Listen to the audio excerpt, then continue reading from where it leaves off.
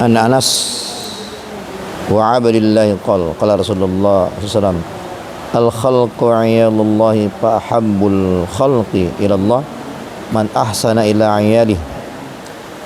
Diriwayatkan dari Anas radhiyallahu an dan Abdullah radhiyallahu an, keduanya berkata bahwa Rasulullah SAW bersabda, semua makhluk adalah keluarga Allah, maka orang yang paling dicintai oleh Allah adalah orang yang bermurah hati terhadap keluarganya. Baihaqi dan Kitab Mishkat. Diriwayatkan dari Anas radhiyallahu an dan Abdullah radhiyallahu an, keduanya berkata bahwa Rasulullah SAW bersabda, semua makhluk adalah keluarganya Allah, maka orang yang paling dicintai oleh Allah adalah orang yang bermurah hati terhadap keluarganya. Baihaqi Mishkat. Keterangan orang Islam, orang kafir, manusia dan binatang semuanya termasuk dalam kategori makhluk. Berbuat baik terhadap setiap makhluk merupakan ajaran Islam dan disukai Allah Subhanahu wa taala. Pada bab pertama hadis ke-10 telah disebutkan bahwa seorang wanita pelacur telah diampuni karena dia memberi minum anjing yang sedang kehausan. Bab 2 hadis ke-8 telah disebutkan bahwa seorang wanita telah diazab karena ia memelihara kucing tetapi dia tidak diberi makan. Jika terhadap binatang saja harus berbuat baik, apalagi terhadap manusia sebagai asyraful makhlukat. Betapa banyak pahala berbuat baik dan bermurah hati kepada mereka. Sabda Rasulullah SAW yang masyhur, irhamu man fil ardi yarhamkum man fis sama. Irhamu man fil ardi yarhamkum man fis sama. Sayangilah orang yang tinggal di bumi, maka orang yang di langit akan mengasihi kalian. Dalam hadis yang lain Rasulullah SAW bersabda, barang siapa tidak menyayangi manusia, Allah SWT tidak akan menyayanginya. Dalam hadis yang lain disebutkan bahwa sifat kasih sayang akan dikeluarkan dari hati orang yang celaka. Mishkat. Kehidupan Rasulullah SAW sendiri merupakan rahmat bagi seluruh manusia, bagi seluruh dunia.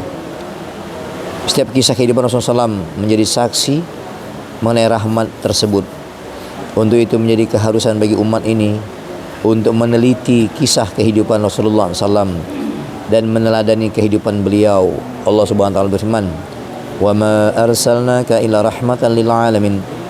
Dan tidaklah kami mengutus kamu melainkan untuk menjadi rahmat bagi semesta alam.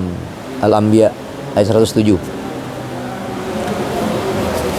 Mengenai tafsir ayat ini, Ibnu Abbas radhiyallahu anhu berkata bahwa keberadaan Rasulullah SAW merupakan rahmat di dunia dan di akhirat bagi orang-orang yang beriman kepada beliau SAW, maupun bagi orang yang tidak beriman, bahkan bagi orang-orang yang tidak beriman kepada beliau. Sesungguhnya keberadaan beliau SAW merupakan rahmat sehingga mereka selamat dari kemusnahan di dunia karena azab Allah, seperti yang telah dialami oleh umat-umat terdahulu. Misalnya tenggelam dalam tanah, berubah wajah, jatuhnya batu-batu dari langit dan sebagainya. Keselamatan mereka dalam kejadian ini semata-mata karena keberkahan Nabi SAW saja. Abu Hurairah radhiyallahu anhu berkata bahwa sebagian orang meminta Rasulullah SAW supaya mendoakan keburukan untuk orang-orang Quraisy karena mereka telah banyak menyakiti dan merugikan orang Islam. Rasulullah SAW bersabda, aku tidak diutus untuk melaknat, tetapi aku diutus kepada manusia sebagai rahmat. Durul Mansur. Saya telah menulis di permulaan Hayatus Sahabah kisah tentang perjalanan Nabi SAW ke Taif bahwa orang-orang yang celaka itu telah menyakiti Nabi SAW dengan kerasnya sehingga darah telah mengalir dari badan Nabi SAW. Dan ketika malaikat-malaikat penjaga gunung datang dan berkata, jika engkau memerintahkan, maka saya akan membenturkan gunung-gunung di kedua sisi kota Taif agar mereka bertindih di tengah, agar mereka tertindih di tengah. Tetapi Rasulullah SAW bersabda, walaupun orang-orang ini tidak masuk Islam, saya berharap kepada Allah Subhanahu wa taala di antara anak-anak mereka akan lahir beberapa orang yang menyebut nama Allah. Pada perang Uhud, ketika Rasulullah SAW diserang dengan hebatnya, sehingga gigi taring beliau SAW patah. Orang-orang meminta beliau mendoakan keburukan untuk orang-orang kafir. Rasulullah SAW bersabda, "Ya Allah, berilah hidayah kepada kaumku karena mereka tidak tahu." Umar radhiyallahu berkata, "Wahai Rasulullah, jika engkau mendoakan keburukan seperti yang dilakukan Nabi Nuh alaihissalam, maka kami semua akan binasa karena engkau telah disakiti dengan segala macam kesakitan." Akan tetapi Rasulullah SAW selalu berdoa, "Ya Allah, ampunilah kaumku karena mereka tidak tahu." Qadhi Iyad rahmatullahi alaihi berkata, agar peristiwa tersebut diperhatikan dengan penuh pemikiran, betapa tinggi keteladanan akhlak dan kesabaran Nabi SAW, dan sebagai puncak kedermawanan dan kebaikan budi. Meskipun Rasulullah SAW mengalami penderitaan yang sangat luar biasa, beliau selalu mendoakan kebaikan, terkadang memintakan ampunan, dan terkadang juga memintakan hidayah. Kisah Gawas bin Haris sangatlah masyhur. Ketika dalam suatu perjalanan Rasulullah SAW sedang tidur, ia mengambil pedang dan menghampiri Rasulullah SAW. Lalu terbukalah mata Rasulullah SAW pada saat ia sedang menghunuskan pedang sambil berdiri di depan Rasulullah SAW. Dengan lantang ia berkata, "Katakan, sekarang siapa yang akan menyelamatkanmu?" Rasulullah SAW menjawab, "Allah." Mendengar jawaban Rasulullah SAW tersebut, maka gemetarlah tangannya sehingga pedang yang dipegangnya terjatuh. Lalu Rasulullah SAW mengambil pedang itu dan bersabda, "Sekarang katakan, siapa yang akan menyelamatkan kamu?" Ia berkata, "Engkaulah pengambil pedang yang paling baik."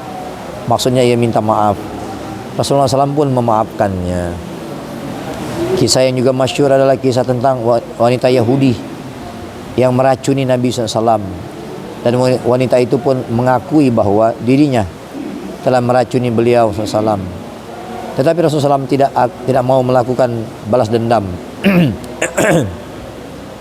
Ketika Labid bin As'am menyihir Rasulullah SAW, beliau mengetahuinya, tetapi beliau tidak suka membicarakan peristiwa itu. Ringkasnya, bukan hanya terdapat 2 atau 4 peristiwa saja, tetapi terdapat ribuan kisah mengenai kasih sayang dan ketinggian akhlak Rasulullah SAW terhadap musuh-musuhnya dalam kitab Syifa.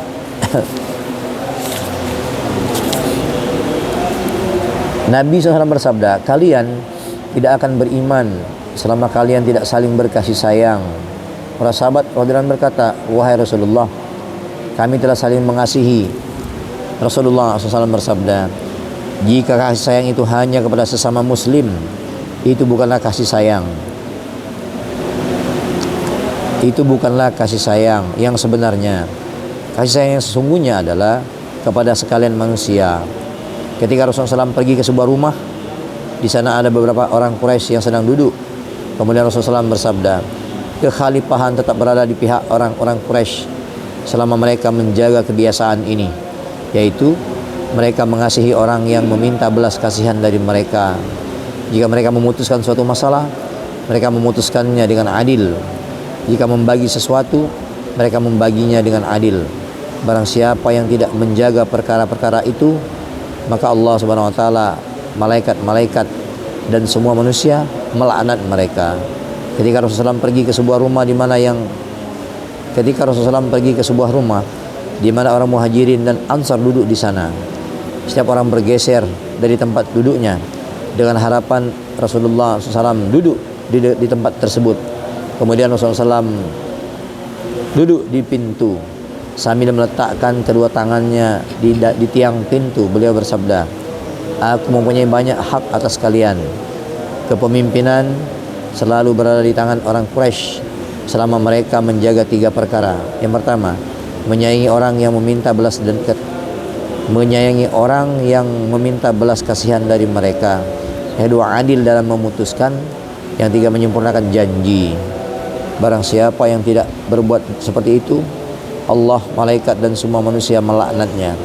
Rasulullah SAW bersabda, "Barang siapa yang menyembelih burung pipit tanpa menunaikan haknya, perbuatannya itu nanti akan ditanyakan pada hari kiamat. Sahabat radhiyallahu anhu bertanya, apakah haknya? Rasulullah SAW bersabda, setelah disembelih hendaknya dimakan, jangan hanya disembelih lalu dibuang.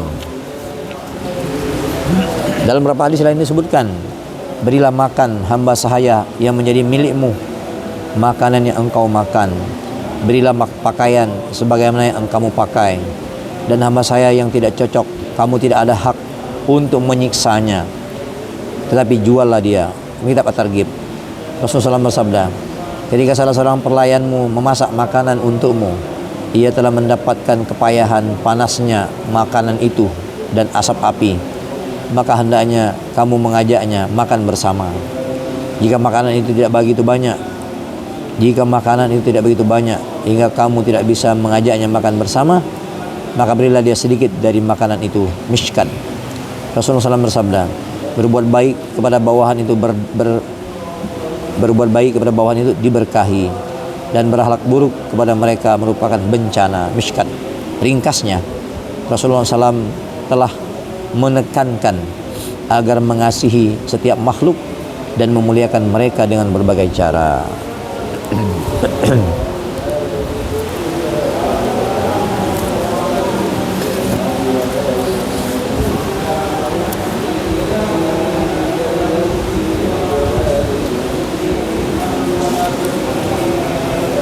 An Ibnu Umar radhiyallahu anhu qala Rasulullah sallallahu alaihi wasallam, inna hadhil qulub tasda'ul hadid idza asabahul ma qila ya Rasulullah wa ma jilauha qala kathratu dzikril maut wa tilawatul Qur'an.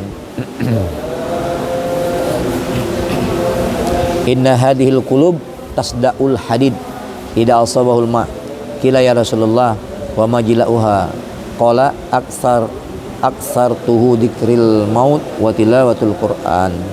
Dari Abdullah bin Umar radhiyallahu anhu berkata bahwa Rasulullah SAW bersabda, sesungguhnya hati ini dapat berkarat sebagaimana berkaratnya besi bila terkena air. Beliau ditanya, wahai Rasulullah, bagaimana cara membersihkannya? Rasulullah SAW bersabda, memperbanyak mengingat maut dan membaca Al-Quran. Hadis riwayat Baihaqi. Dari Abdullah bin Umar radhiyallahu anhu berkata bahwa Rasulullah SAW bersabda, sesungguhnya hati ini dapat berkarat sebagaimana berkaratnya besi bila terkena air. Beliau ditanya, wahai Rasulullah, bagaimana cara membersihkannya? Rasulullah SAW bersabda, memperbanyak mengingat maut dan membaca Al-Quran. Hadis riwayat Baihaqi. Banyak berbuat dosa dan lalai dari zikrullah menyebabkan hati berkarat seperti berkaratnya besi bila terkena air. Dengan memperbanyak membaca Al-Quran dan mengingat maut, hati akan menjadi bersinar kembali. Hati itu bagaikan cermin. Semakin kotor cermin itu, maka semakin redup sinar ma'rifat yang dipantulkannya. Sebaliknya, semakin bersih cermin itu, semakin terang pantulan sinar ma'rifatnya. Oleh karena itu, barang siapa terperosok ke dalam godaan nafsu, maksiat dan tipu daya syaitan, maka akan terjauhlah dia dari ma'rifatullah.